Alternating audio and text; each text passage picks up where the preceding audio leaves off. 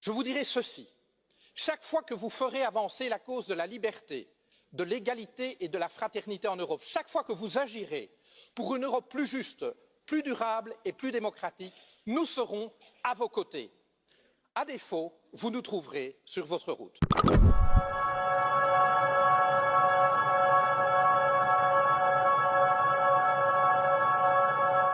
Monsieur le Président, ce que vous souhaitez pour l'Europe, vous affirmez que la France doit commencer elle-même à le faire dès aujourd'hui. Votre action en France raconte une toute autre histoire, une histoire qui met à mal la devise de votre pays, liberté, égalité, fraternité. Où est la liberté? Lorsque vos citoyens peuvent être surveillés, assignés à résidence et perquisitionnés sur de simples soupçons de la police. Où est la liberté lorsque des policiers armés débarquent au petit matin pour arrêter un groupe de jeunes dont le seul tort serait d'avoir occupé pacifiquement un chantier? Ma fille en était. Elle fut emmenée devant son fils de 2 ans, loin de chez elle pour subir pendant toute une journée un interrogatoire. Dans votre France, l'état de droit garant de nos libertés s'éloigne jour après jour. Liberté, égalité. Où est-elle l'égalité lorsque vous imposez toujours plus de précarité aux travailleurs alors qu'en même temps, vous faites des cadeaux fiscaux aux plus riches, ceux que vous aimez appeler les premiers de cordée? Votre foi en eux est inébranlable, mais voyez-vous, ce qui définit la cordée, Monsieur Macron, c'est la corde. C'est elle qui permet d'adapter la vitesse du premier de cordée aux besoins du groupe. C'est elle aussi qui empêche les derniers de cordée de tomber au ravin.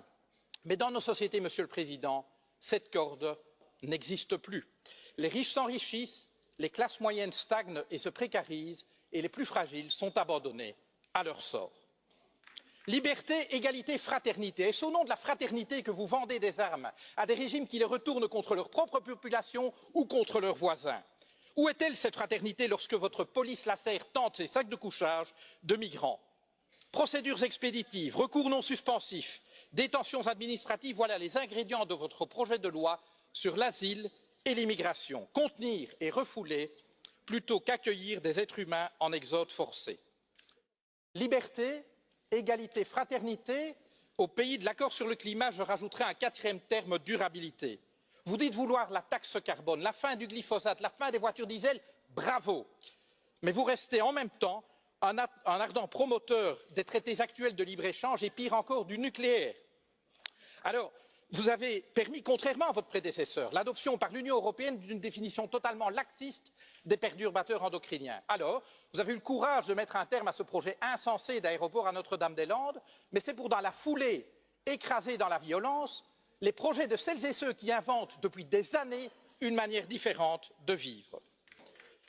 Monsieur le Président, un livre vous dit philosophe. Il affirme qu'aucun de vos mots n'est le fruit du hasard. Voici quelques mois, vous avez parlé des gens qui réussissent et des gens qui ne sont rien. Vous n'avez pas dit des gens qui ne font rien ou des gens qui n'ont rien. Vous avez parlé des gens qui ne sont rien. Voyez-vous, pour nous, le projet européen consiste précisément à faire en sorte que plus jamais, en aucun endroit de ce continent, aucune femme, aucun homme ne puisse être considéré comme rien ou se penser comme rien. Car considérer des êtres humains comme rien, c'est permettre de leur faire subir n'importe quoi, et cela, nous ne l'accepterons jamais.